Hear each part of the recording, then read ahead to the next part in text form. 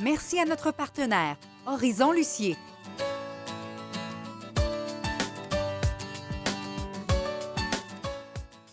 Et c'est reparti pour une autre belle série de découvertes.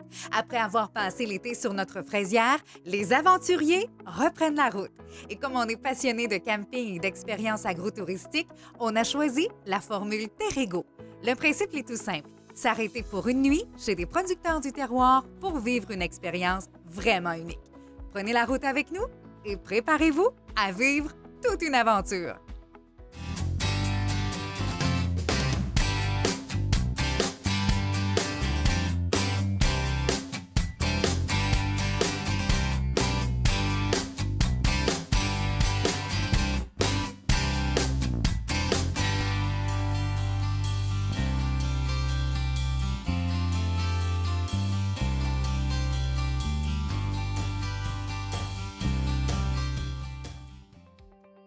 On débute notre voyage cette semaine avec un arrêt pique-nique. On a quitté la maison tôt parce qu'on avait quelques heures de route à faire avant d'arriver à notre destination Terrego.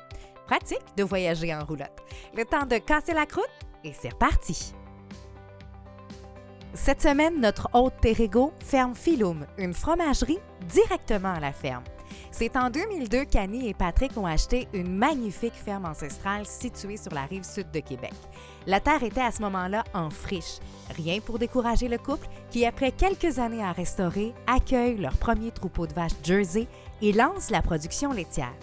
Des gens assurément déterminés, passionnés et hyper accueillants. On a hâte de vous les présenter. Bienvenue à la ferme Philum. Aussitôt arrivée, Annie nous donne l'équipement nécessaire pour visiter l'usine de transformation. Des bottes aux filets sur les cheveux, tout est scruté à la loupe avant notre entrée.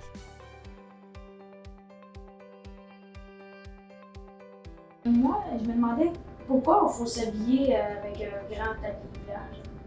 Bien, il y a des normes de salubrité dans les usines de production alimentaire. Fait que, il faut s'habiller en blanc avec un chapeau pour pas qu'il y ait de cheveux qui tombent, pour pas qu'il y ait de vêtements aussi, de plure de vêtements qu'il y ait dans les aliments qu'on va transformer.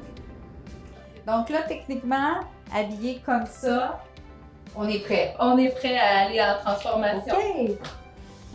Allons-y! Fait que là, tout commence de ce côté-ci.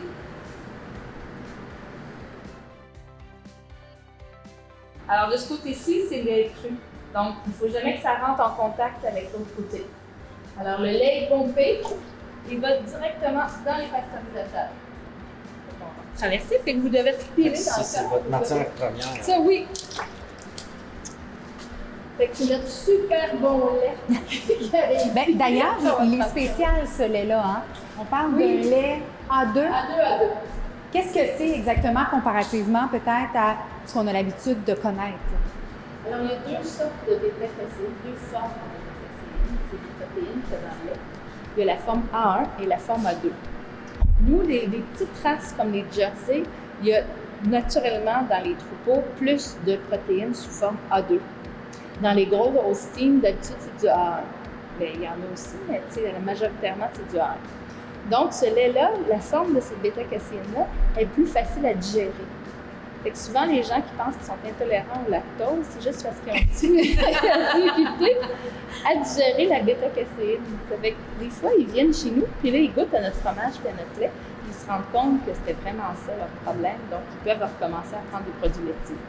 Mais de A2. De au A2, lieu du A1, oui. C'est Mais pas si quelque chose on- qui est rajouté ou Non, quoi que c'est ce soit. C'est naturellement. dans la protéine du lait que nos vaches font. Fait qu'ici, on a les deux gros pastos. Ben, on a le gros et le petit. Alors, le lait cru est pompé dans ces pasteurisateurs-là. La température est montée, je pense que c'est 62 pendant quelques minutes. Il faudrait vérifier, Patrick.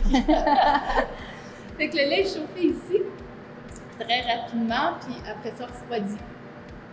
Et puis après ça, c'est là-dedans qu'on va commencer à mettre nos inoculants, tout dépendant de ce qu'on veut faire. Du fromage, du yogourt, du lait au chocolat. Ça fait que souvent, dans le petit, on fait les produits laitiers et dans le gros, on fait les grosses batches de fromage. Donc après ça, là, derrière vous, il y a les tables à fromage. La table à fromage, c'est là où on fait le cheddar. Fait que là, on verse notre cailleux qu'on appelle, parce que là, dans le pesto, avec les ferments, tout ça, le lait va commencer à cailler.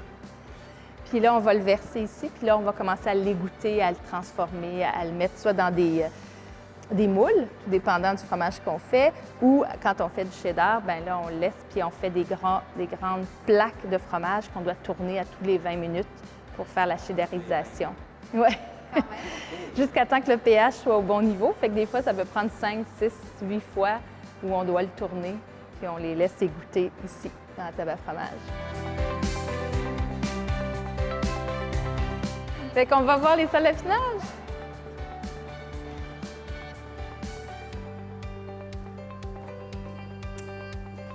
Ah, c'est ça, la vie! Oh mon Dieu! Alors ça, c'est des aldernés qu'on a là, qui sont en train de vieillir. Fait qu'on on doit les tourner à tous les 2 jours. Quand ils viennent de sortir, c'est à chaque jour, on les tourne. Puis là, maintenant, une fois qu'ils sont un petit peu plus vieux comme ça, tous les 2 jours, on les lave. Fait qu'on doit les brosser avec une solution, puis on les retourne, puis on les remet là. C'est pourquoi le brossage? C'est pour donner la petite croûte sablonneuse qu'on a OK. et le faire vieillir pour y donner du goût. C'est quand juste même- une question de croûte. Oui, c'est une question de croûte une fois que le fromage C'est quand même assez vieilli. froid à l'intérieur, c'est quoi la température? 13 degrés. OK. Oui, c'est ça que... Combien de temps que... Bien, ça dépend vieillit? des fromages. Les aldernés, c'est 3 semaines. Les au kéfir, c'est 3 mois. 3 mois. On doit les brosser et les tourner à tous les 2-3 jours. Puis eux vont avoir une pâte plus Plus ferme. ferme. Il va puis avoir une perdu pâte plus molle. d'humidité. Parce qu'ils continuent de perdre C'est l'humidité ça, là, oui, dans les la salles. salle. Oui. Plus on les laisse vieillir longtemps, plus ils vont devenir secs. Fait qu'on va aller dans la deuxième salle. Je sais pas si on a du bruit là dans celle-là. On a des surprises. Oui, on a du bruit. Oh! Ah! Alors là, on fait des tests justement pour ajuster nos salles d'affinage. Fait qu'il y a une compagnie qui vient ici pour nous aider à contrôler. Fait que vous voyez que les halles qui sont là sont neufs, eux autres. OK. Hein, on voit Ah, ils qu'ils ont pas la sont même blancs, couleur là, que c'est les ça, là, autres, ils hein. sont encore tout jaunes, alors qu'ils vont commencer à venir rosés, orangés, plus ils vont vieillir. Ça, c'est le brie, la croûte fleurie qu'on appelle. Donc, on voit qu'il y a plein de petits... Ça, c'est ta rousse. Ben c'est ça. C'est ça la bactérie qui fait en sorte que le brie, là, on appelle ça une croûte fleurie. Puis qui au fait plein de départ, petits- il ressemble un petit peu plus Oui. jaune comme ça. Il est comme Puis ça quand il sort. tranquillement, il va Oui, sortir tout blanc. il développe une fleur. Puis là, c'est ça, ça lui donne un petit côté Est-ce qu'il fleuri. faut qu'ils soient brossés eux aussi? Non. Ou... non? Les autres sont pas Eux, brossés, t'es ils sont laissés juste aller, virés. Oui, virés. ils sont juste tournés à tous les 2 jours. Est-ce que, genre, comment qu'on fait le fromage en crotte? Est-ce qu'il y a un moule pour ça? Un moule à crotte? Oui, il y a un moule à crotte. Je vais te le montrer, il est de l'autre côté là-bas. Puis là, le moule à crotte est ici. Oh, Lily, un moule à crotte! Fait que ça, c'est la machine, c'est comme un grand moulin. Fait qu'on met les gros morceaux de cheddar ici. Puis, il y a un couteau à l'intérieur. Ça fait que ça, ce bout-là bouge à l'intérieur. Vous allez voir le couteau. Attendez, puisque là, je l'ai tout lavé.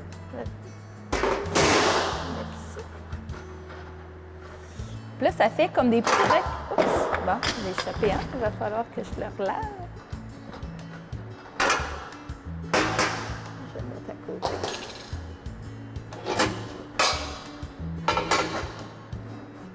Wouh! Hey, ça va tout faire. Bon, là-dessus. Bon. Ici. Ici, là, il y a un couteau. Vous allez voir. Ici, il y a plein de petits carrés. Le fromage est poussé comme ça dans ce couteau-là. Ça fait des rectangles de crottes de fromage. Mais les crottes de fromage qu'on achète ne sont pas rectangles parce qu'on a rajouté du sel. Ah, fait que Une ça les fois fait que- Ça les ratatiner. fait twister OK. avec la réaction avec le sel. Donc, c'est pour ça que chaque crotte est unique. Et chaque crotte est unique.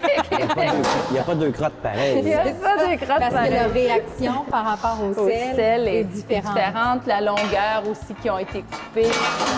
Alors, ils sont toutes différentes. Mystère de la fabrication du fromage en crotte dévoilé. C'est tout un monde, celui du fromage. Mais avant d'en arriver là, il faut produire le lait. On va rejoindre Patrick qui nous présente son troupeau de vaches Jersey. Fait que là, ça va être super cool parce qu'on va voir les vaches. C'est Patrick qui nous fait la visite. Salut, Patrick! Bonjour. Merci de nous accueillir, vraiment. Bienvenue chez nous. On t'a un petit peu moins vu ce matin, mais c'est parce que là, toi, t'as du monde à t'occuper, là. Ben, on a, oui, un peu d'ouvrage, surtout ce temps-ci. C'est l'automne hein, Ouais. aussi. Fait que, Moi, je me demandais pourquoi la ferme, elle s'appelle Philum. Philum, c'est une bonne question. Philum, ça vient du latin. OK? Et ce que ça veut dire en latin, c'est lignée. Donc, il y a plusieurs. On peut décliner souvent lignée. On peut faire une lignée laitière parce que j'ai des animaux qui ont fait beaucoup de croisements. Donc, il y a des bonnes vaches, puis on essaie d'avoir une lignée de cette famille-là. Il y a lignée parce que moi, je suis la 6e génération de producteurs laitiers. Pas sur ce site ici, mais dans ma famille, je suis 6e en génération. Après ça, bien, il y a lignée croissante. Ça veut dire qu'on cherche toujours à s'améliorer, être meilleur. Alors, c'est ça que ça veut dire un peu lignée. La ferme ici, de ce côté-ci, on appelle ça plutôt lactophilum. Puis la fromagerie, c'est philum. Là, c'est combien de bêtes que vous avez? On a 60 vaches en lactation. Puis on a environ 130 têtes totales avec les animaux de remplacement, les taures, les vaches terriers, tout ça. Pourquoi avoir choisi la vache Jersey plutôt qu'une Holstein ou... Bien, au départ, OK, nous autres, on a commencé en 2008 à avoir des vaches. Le projet des vaches a commencé en 2008. Puis on avait juste ce bâtiment-là. Bien, il n'était pas fonctionnel, là, mais cette structure-là était là, existante. OK. D'accord? Puis ça a juste 35 pieds extérieurs. Donc, à l'intérieur, c'était 34 pieds. Puis moi, je voulais avoir du confort pour les animaux, puis du confort pour quand on travaille dedans. Donc, rentrer des grosses hostines aujourd'hui, ça aurait fait, là, mais va dire que ça aurait été plus complexe un peu.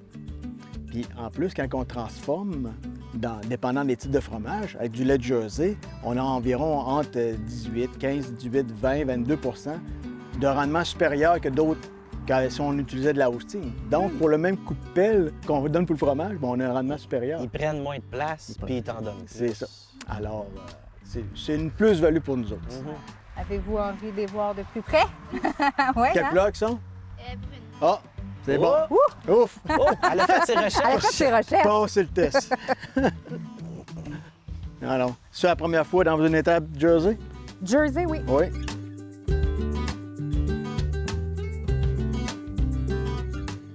Faites ça comme ça, lui, là? Oh oui. Ouais.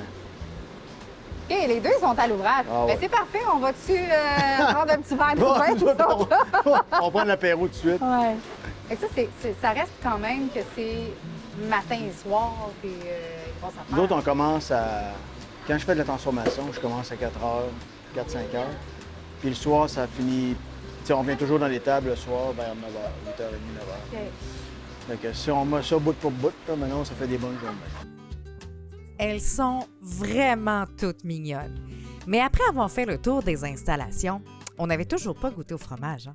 Alors, petit tour à la boutique où Annie était de retour à son poste. On fait nos emplettes et surtout, on goûte à la fameuse crème glacée.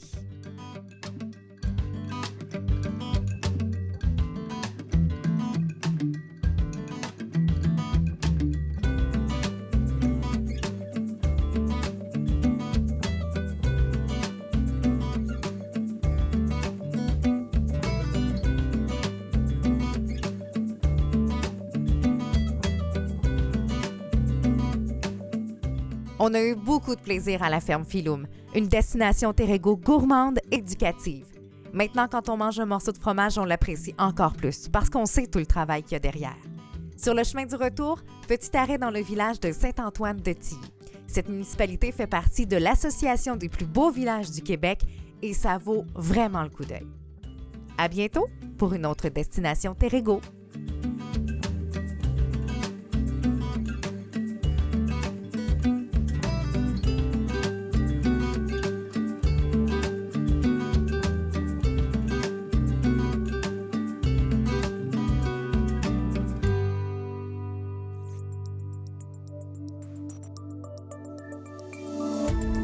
Cette émission d'Accès est appuyée par Cogeco, et est rendu possible grâce à la collaboration de la communauté avec Nous TV.